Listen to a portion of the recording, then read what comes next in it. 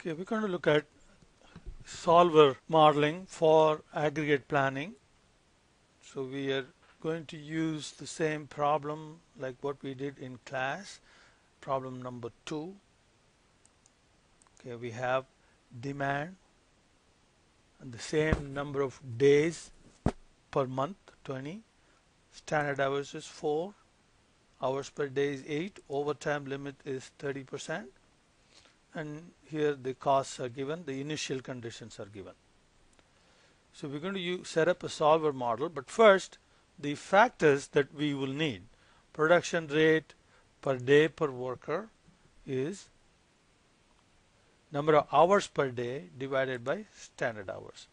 So that will give us the production rate per worker per day, and you multiply that production rate with the number of days per month. So that gives us the production rate per month per worker. You don't have to compute it in this fashion. This is one way, and you can use a different way if you like. Now, wage rate per worker per month. So we have 8 hours and 20 days per month. Okay, so that's the total number of hours multiplied by the wage rate. Wage rate is done. Remember, when you do the modeling, you have to set this up with formulas. You can't simply calculate the numbers and enter the numbers. You have to set it up as formulas. Overtime rate per unit, so that is your cost. Overtime cost per unit. So again, you have 4 hours of labor multiplied by the overtime wage rate. So these are the factors that we need. Now we're going to set this up with two different tables. We'll have one table for number of workers, another table for production.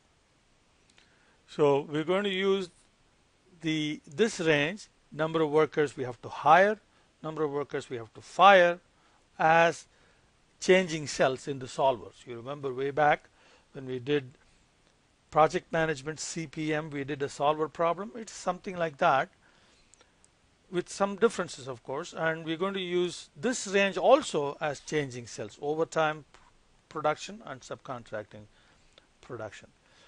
So we begin with the initial number of workers, which is given. Initial number of workers is the initial condition, so here that's 8.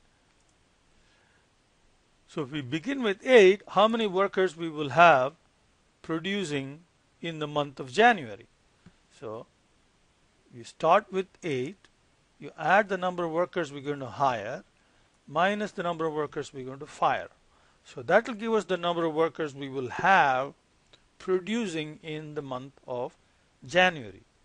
Of course, right now these two cells are blank because we haven't run the solver model yet. We have to set up the model first and then run solver, and when we run solver we will have numbers for those cells. Now again, we start February with the number of workers we had in January, and then we repeat the same formula, so we can just copy that down, and we'll have to put the border back.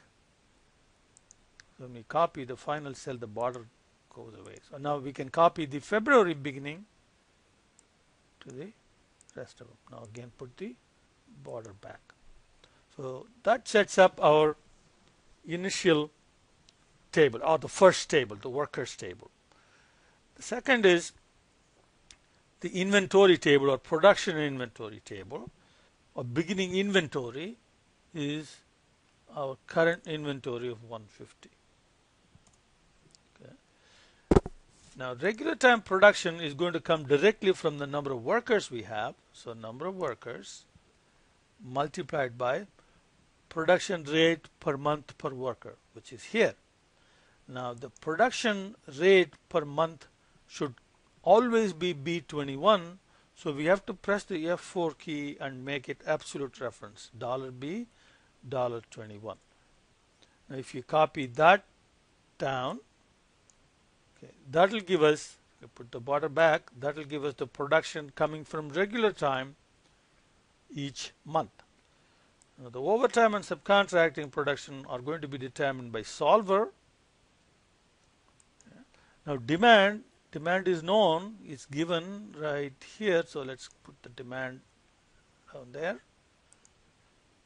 Now we can set up the formulas for ending inventory. So ending inventory is beginning inventory, okay, plus the three different production, okay, regular time, overtime, subcontracting. That's the quantity that will be added to the inventory minus demand.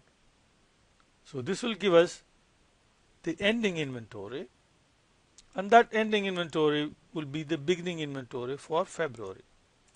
So now we can copy this for the rest of the months and copy that for the rest of the months. Of course, you can have negative values, but when we run solver, when these ranges are populated with numbers, we'll be fine. Now, there is overtime limit, remember, okay, overtime is limited to 30%, and we have to make that absolute reference, and then multiply by the regular time production. This limit is with respect to regular time production. So that is the amount of overtime that is allowed. We need to use that as a constraint. So the numbers that go here must be less than or equal to the overtime